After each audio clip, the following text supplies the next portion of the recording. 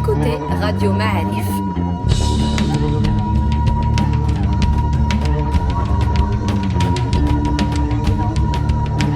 Le podcast Histoire.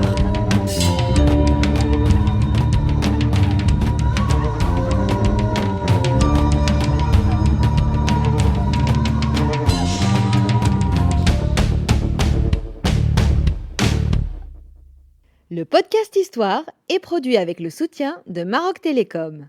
Bienvenue les amis dans un nouveau podcast Histoire. Nous sommes avec Abdullah Fili, l'archéologue, héros de Radio Ma'arif, l'homme à la voix assurée et l'homme aux fiches multiples. Il a aujourd'hui combien de fiches? 3, 4, 5 Non, moi je suis engagé pour 6 fiches. 6 fiches aujourd'hui. Marhaba bika, Sir Abdullah, comment vas-tu?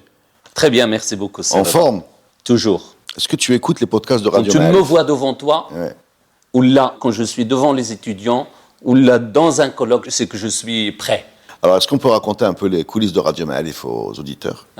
Savoir quoi? Alors, chaque historien, il a sa façon, on a notre façon de l'aborder, comment on organise la logistique pour le recevoir. Alors, Abdullah, déjà, il vient dans les locaux de Radio Ma'arif. C'est ça. Voilà, il est en retard.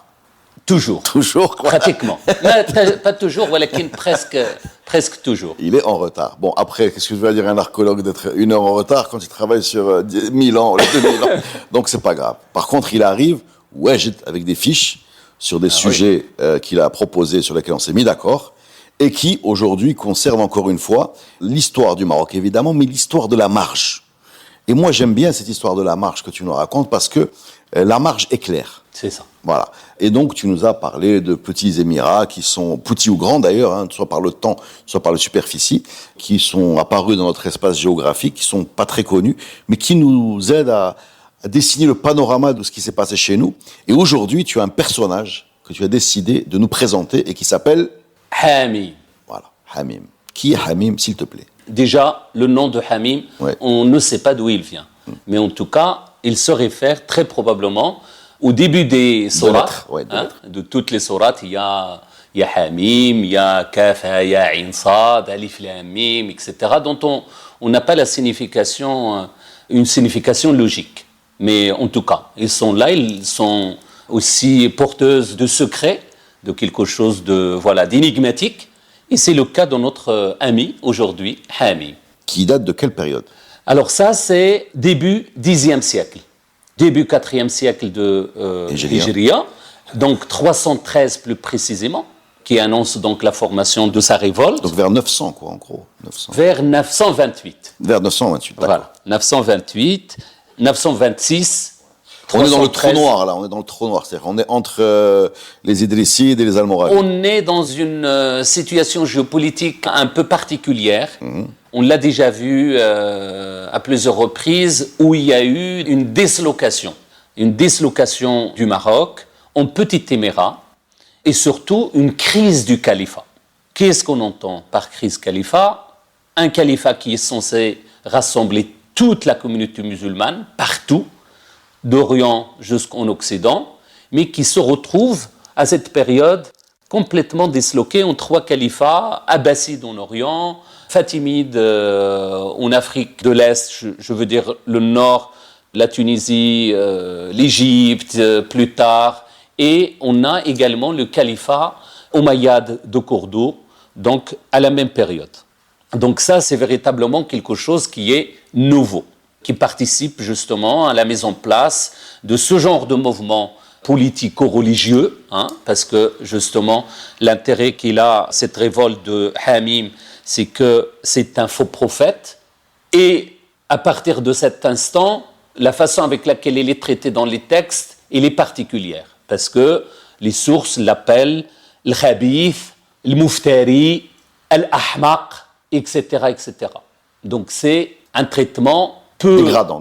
très dégradant et peu glorieux de ce personnage, de par le fait qu'il a justement, comme on l'a vu pour les Borwata, eh bien, on a à peu près le même traitement par les textes. C'est-à-dire qu'il a proposé une hérésie, en fait. Exactement. Cette hérésie a eu du succès, mais un succès relatif, puisqu'il n'a duré que 2 ans. Dans quelle région? Justement, on l'appelle Hamim al-Ghomari. Donc le nord. Le nord. Ghomara, c'est la frange méditerranéenne, donc c'est une zone montagneuse, donc ça participe justement à l'éclosion de mouvements dissidents, des mouvements justement qui veulent créer leur propre, on va dire, principauté. C'était la monnaie courante à l'époque, d'accord ? Chacun, on peut même dire, le premier qui se réveille le matin, il pense à créer un émirat, d'accord ? Donc il fallait lui trouver un substrat idéologique. Et substrat idéologique, c'est forcément religieux. Et donc, avec une religion particulière rapportée par les textes, des textes qui ne sont pas nombreux, il faut faire attention, parce que la référence principale, c'est Al-Bakri, encore une fois. D'accord, l'Andalou. Voilà, le géographe andalou, mort en 1094, et qui a écrit son livre, la dernière date dans son livre, c'est 1064. Qu'est-ce qu'il nous dit sur ce Hamim ? Je veux dire tout simplement la différence par rapport au texte d'Al-Bakri sur Borwata.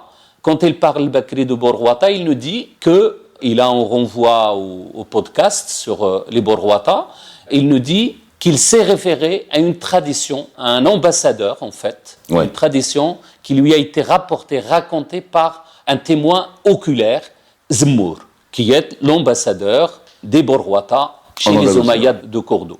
Là, pour Hamim, aucune référence à la source dont il tire ces informations. Et juste pour, puisqu'on avait l'habitude de mettre Ibn Hawqal aussi dans les... Il n'a rien écrit sur... Rien. Et c'est bien ça le plus curieux. C'est très dommage. Ouais, exactement. Même les textes dont Al-Bakri tire ces informations, comme par exemple l'Warraq, aucune information. D'accord. Rien. Donc on ne sait pas d'où il sort ces informations. On ne sait pas du tout. D'accord. Donc c'est l'énigme totale. Et c'est le seul source, c'est le seul texte qui parle de Hamim. Voilà, mais qui est utilisé plus tard par Ibn Abi Zar', par exemple. Bien sûr. Mais c'est la source, c'est le Bakri. Voilà. Tout ça, tout ce qu'ils ont écrit, Ibn Khaldoun, Ibn Addari, etc. Mais en fait, en minimisant même les informations rapportées par le Bakri.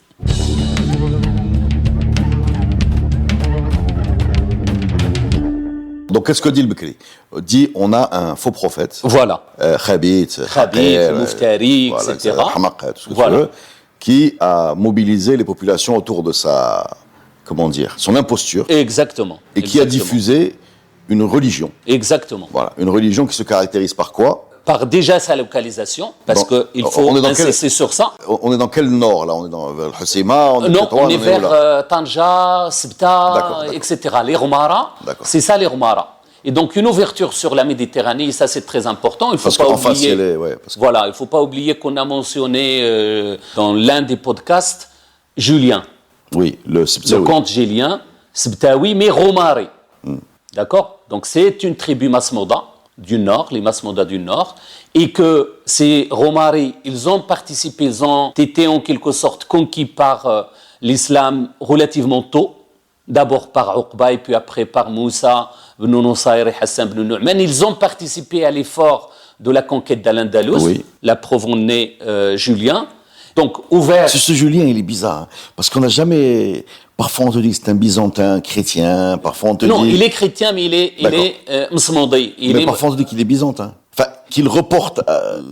Enfin, j'ai du mal à le situer. Mais même Non, politiquement, l'allégeance est faite aux Byzantins. D'accord. Mais... Ethniquement, c'est un Marocain. Ethniquement, c'est un Marocain, c'est un Romari. Ça, il n'y a plus de doute là-dessus. D'accord. Par contre, l'obédience politique, ça, c'est... Parce que tu sais, j'ouvre une petite parenthèse, là, ça sera sur un autre podcast, il y a un livre qui s'appelle « Les Arabes n'ont jamais envahi l'Espagne ». Oui. Je ne sais pas si tu le connais, qui est écrit par un franquiste. Oui, exactement. Un peu raciste, d'ailleurs. Un peu raciste, oui. Où pour lui, Tariq est un Visigoth. Exactement. Comme Roderick, Tariq, Childéric. Exactement. Voilà. Donc, oui, effectivement, c'est un peu ça son truc, il parle de l'Andalus géologique. Oui. C'est-à-dire, en fait, tout ce que vous voyez là, la culture, ce qu'on appelle la culture andalouse, est éminemment ibérique. Oui. Et donc, il ne s'agit pas d'apport... Mais ça, vraiment, je pense qu'on va faire un podcast là-dessus. C'est à part. On va revenir au Romara, donc qui ont suivi notre ami Hamim. Exactement. Dans cette région qu'on a bien située. Et isolée, marginale, comme tu l'as dit au début, et surtout rurale. Donc on est dans un monde rural. Ouais, parce que Ben Khaldoun, quand il raconte cette histoire, il te dit que les gens m'akharinj, en fait. C'est ça. Il le dit clairement. Il fallait bien mettre le soubassement, comme on a dit d'ailleurs par Mehdi Ben Toumart, c'est à peu près ça. de dire, ben voilà, il est des Harra, ils sont, ou des Masmouda d'une manière générale, et malheureusement, il y a encore des profs qui enseignent ça aux étudiants, en disant qu'ils sont vraiment bêtes et méchants, ils comprennent rien, ils sont pas civilisés, Ouais, donc c'est le mot de forcément... Khaldun, il était pas voilà. super, Et donc, pas super, super sympa avec... ouais. Et par contre, c'est aussi une région très riche. Et donc, il a Parle de ressources, des ressources de subsistance importantes qui peuvent porter une révolution. Et ça, c'est aussi important. Et troisième élément, c'est que les Romara, ils sont rétifs, justement, vis-à-vis des pouvoirs centraux. Et donc, forcément, on a des tendances, en tout cas des volontés autonomistes, de la part d'un groupe tribal extrêmement important à l'époque. Et c'est tout à fait normal qu'il y ait des répercussions ou des résultats politiques au niveau de cette région, et notamment avec cette révolte de Hamim. Donc Hamim impose diffuse une religion qui est pas très... qui est une sorte d'islam un peu bizarre, quoi, un peu alternatif. D'après ce que j'ai lu, j'ai bien compris, il y a 2 prières par jour. Alors, je reviendrai sur la religion, mais en tout cas, on sait pertinemment que ces gens-là, de cette région, c'est eux qui ont porté aussi les révoltes berbères. Oui. On renvoie... D'un autre Haqir, avec Maïsara. Exactement, Maïsara al-Haqir. Et là, écoutez le podcast Les Révoltes Berbères avec le professeur Fili. Et donc, et c'est pour ça que la majorité des gens les considèrent comme des Khawarij, comme des Kharijites, et notamment des Sofrites. Or, tout porte à croire qu'ils ne sont pas des Kharijites, mais peut-être à un moment donné, ils sont Kharijites par opportunisme politique, mais en tout cas, ils sont des Mu'tazilites, puisqu'une partie de leur base, on va dire, militante, ils viennent de l'Andalous, chassés par les Omeyyades de Cordoue, et c'est des Mu'tazilites andalous, des Romara Mu'tazilites d'Al-Andalus, qui ont regagné à partir du moment où la révolte est lancée, a éclaté, et donc ils ont regagné les Romara pour défendre justement Hamim.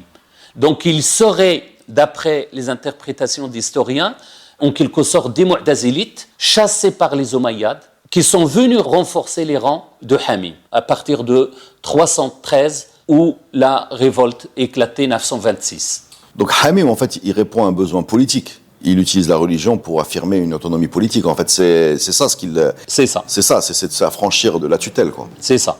Et surtout, il a besoin de défendre une approche différente de ce qui se fait autour de lui. Bien sûr. Notamment, que ce soit au niveau de l'idéologie, c'est-à-dire, on a eu, en même temps et dans la même région, on a les Idrissides, qui sont des chiites zaïdites, on a des gens de Nakour, de l'émirat de Nakour, qui sont des Malikites, bien que leur chef était un descendant de la famille du prophète, et on a le califat en face, qui est sunnite, de Cordoue, on a à côté les Fatimides qui sont chiites ismaélites, et donc il fallait trouver en quelque sorte... Tous ces gens-là ont existé au même moment. Hein. Au même moment, oui, et c'est bien ça qui est très important. Et si on enlève les Fatimides, qui sont un peu loin quand même, les Fatimides. Non, ils ont fait des incursions au Maroc. Ah, d'accord, donc sur quelques centaines de kilomètres, on a les sunnites d'Andalousie, les chiites idrissides. Voilà, et on a les Romara qui sont un peu alternatifs, enfin, ils suivent Hamim, quoi, disons. Oui. Et Nkour qui est malikite. Exactement. Voilà. Il faut quand même rappeler, juste, c'est pas un spoiler, que toute cette mosaïque d'émirats et de versions de l'islam va être unifiée par Youssef ibn Tachfin, l'Almoravide. Hein. Exactement. C'est lui qui va peindre tout ça de la même couleur malékite. Exactement. Voilà. Et ce qui est intéressant, c'est de voir justement la filiation de ce bonhomme, de Hamim. Il s'appelle Abu Muhammad Hamim ibn Manallah ibn Hurayz, Oulad Hriz, ibn Omar, ibn Wajfoual, Ben Wazarwal. J'ai jamais entendu les noms, Ado. J'ai voilà. Plus le Gilti. Si, Abu Mohamed, si. Oui, Mohamed, si. Manallah, si. Mais les trois... Hurayz. Hriz. Hrizi. Ben Omar. Omar, ok, Zid. Et Ben Wajfoual. Wajfoual. Tu connais quelqu'un qui s'appelle Wajfoual aujourd'hui? Ou Limora, le dernier? Wazarwal, hada kain. Wazarwal. Donc en fait, il y a...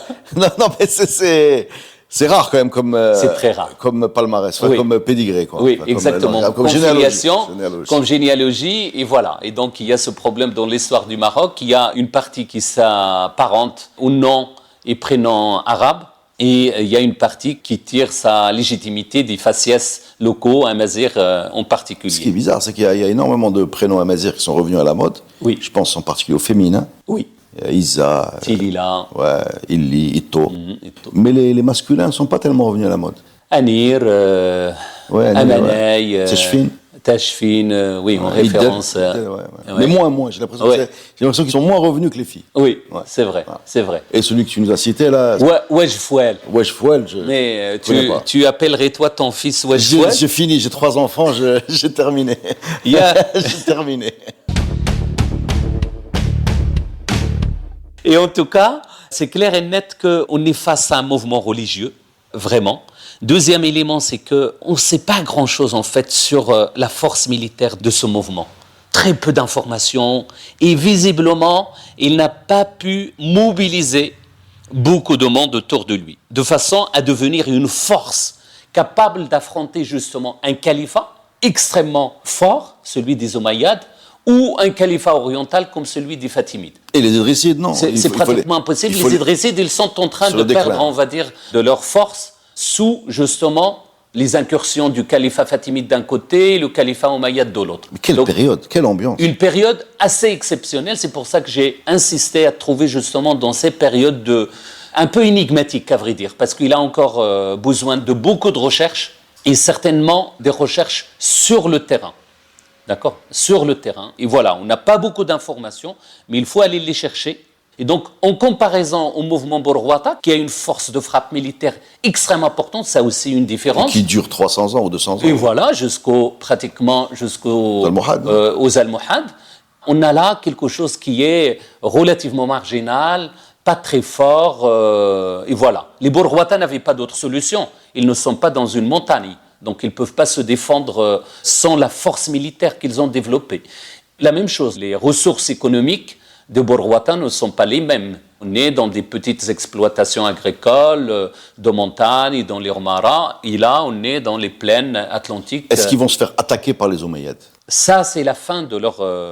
Donc il y a eu une guerre, quoi. Il y a eu, Hamim justement, contre- Oudir d'Ibn Abi Zar, c'est le seul à avoir dit ça, que ceux qui ont tué Hamim, c'est les Omeyyades de Cordoue, parce qu'An-Nasser a diligenté Des tueurs. carrément, des militaires, en fait, qui l'ont tué en 928, pardon. En 928, c'est la fin de Hamim, ça. Exactement. Contrairement au dire de Al-Bakri, Ibn Addari et Ibn Khaldoun, qui disent en fait que c'est le mouvement lui-même qui a tourné un peu au vinaigre dans la mesure où les composantes tribales des Masmouda, en fait, a tourné, ce qui est assez fréquent à l'époque, qui s'est détourné de la prédication de Hamim et donc qui l'ont tué, qui l'ont mis à mort. Donc il serait... Ça, on l'a vu, que ce soit chez Banu Midrar à Sijil Massa, qui ont tué leur chef en le mettant au sommet d'une montagne badigeonnée de miel, et donc attaqué par les guêpes et les insectes. Et la même chose pour les révoltes berbères, justement, que ce soit le premier, Maïsara, al-Haqir, ou le second, etc. D'accord ? non, mais puisqu'on est dans les détails un peu... Voilà, on est dans les détails. On peut expliquer que notre ami Hamim a fini décapité. Alors, on ne sait pas comment il a été tué. Alors où est-ce que j'ai lu que sa tête avait été envoyée à Cordoue? C'est vrai, ça? C'est vrai. En tout cas, l'information... Crucifié, en tout cas, mais planté sur une croix, non? J'ai pas eu l'information, en tout cas par les Voilà, textes j'ai dû voir ça que j'ai sur consultés, mais c'est tout à fait possible dans la mesure où cette région devrait, en tout cas à cette époque de tension entre les deux califats, Fatimides et Omeyyades, il devrait être une zone sous le contrôle des Omeyyades, et donc les Omeyyades ne rigolent pas. À partir du moment où il y a l'intervention militaire du califat, c'est pour avoir des résultats clairs et nets et précis. Et l'envoi d'une tête était assez classique, quoi. C'était la preuve C'était classique.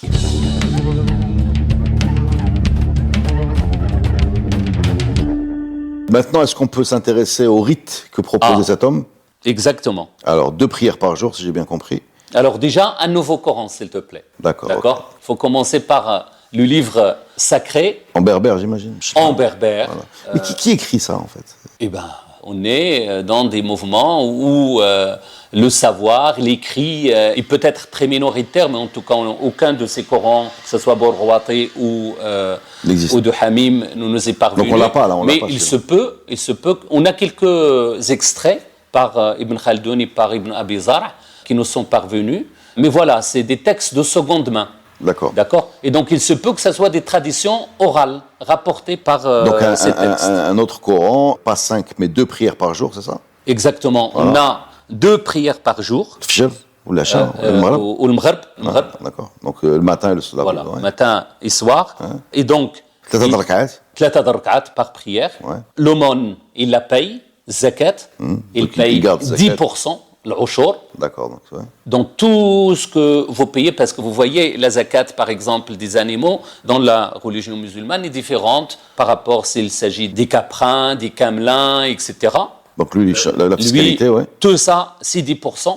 D'accord. On a Siyam, je crois, lundi et jeudi. Siyam, lundi et jeudi. Et parfois, jeudi et mercredi. Mais mercredi uniquement la demi-journée. D'accord, c'est une demi-journée de jeûne. Ouais, voilà, jusqu'à midi. Si on n'applique pas ça, on paye une amende en taureaux, c'est-à-dire soit 2, soit 3 taureaux, et ainsi de suite. Ça veut dire en fait ce qu'ils ont comme richesse justement dans cette région.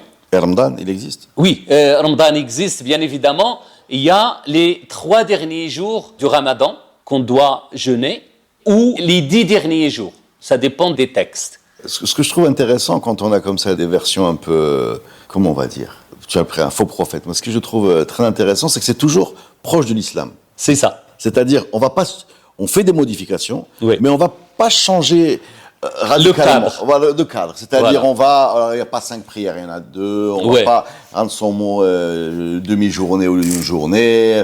Moi, je pense que c'est le bed, non? Voilà, c'est ça avec les yeux. Mais c'est pas la radicalité que peut apporter par exemple l'islam quand il arrive par rapport aux autres religions monothéistes où on change complètement de cadre. C'est ça.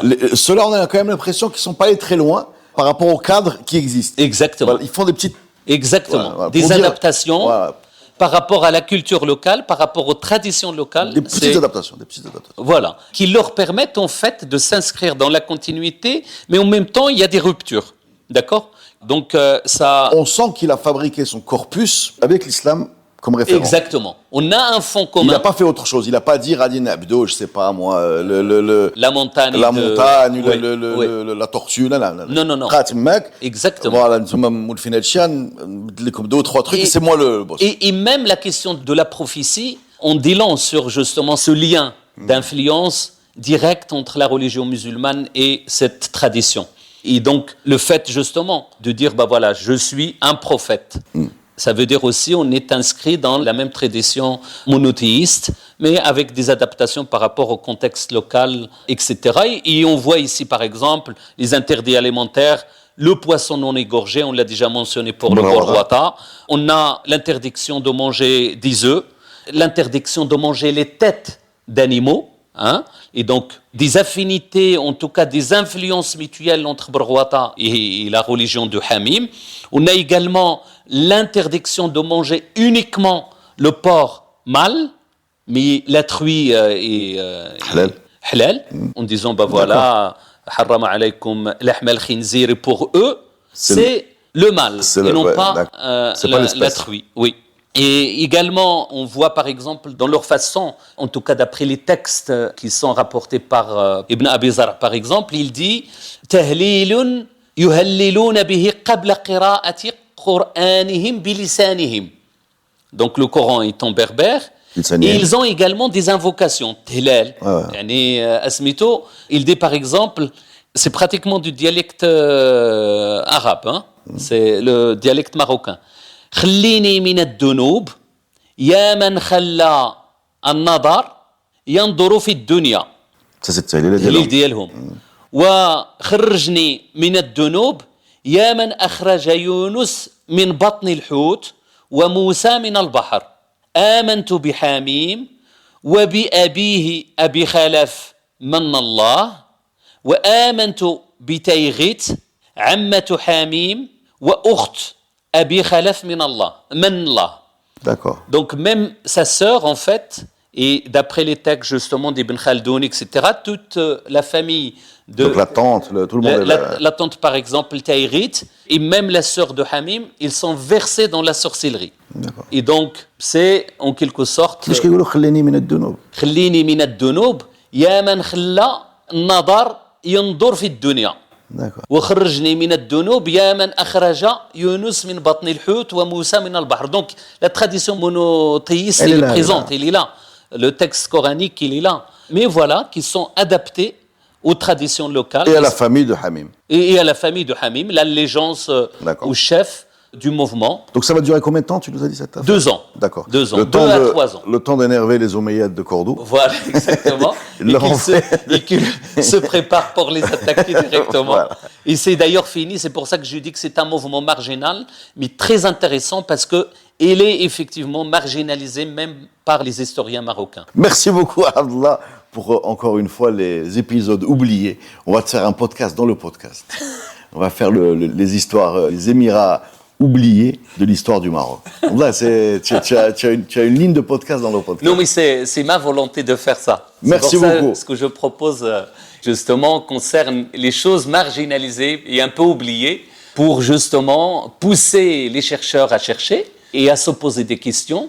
Et il n'y a rien d'acquis quand on fait de l'histoire. Et on le sait à chaque fois qu'on se penche sur une question d'après les textes ou qu'on aille sur le terrain pour justement découvrir de très belles choses. Merci beaucoup, Abdallah. Reviens quand tu veux. Merci, Reda. À bientôt. À bientôt, les amis.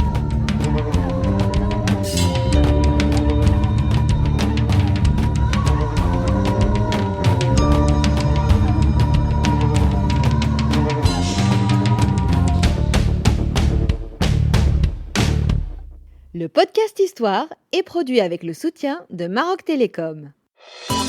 Maroc Télécom, un monde nouveau vous appelle.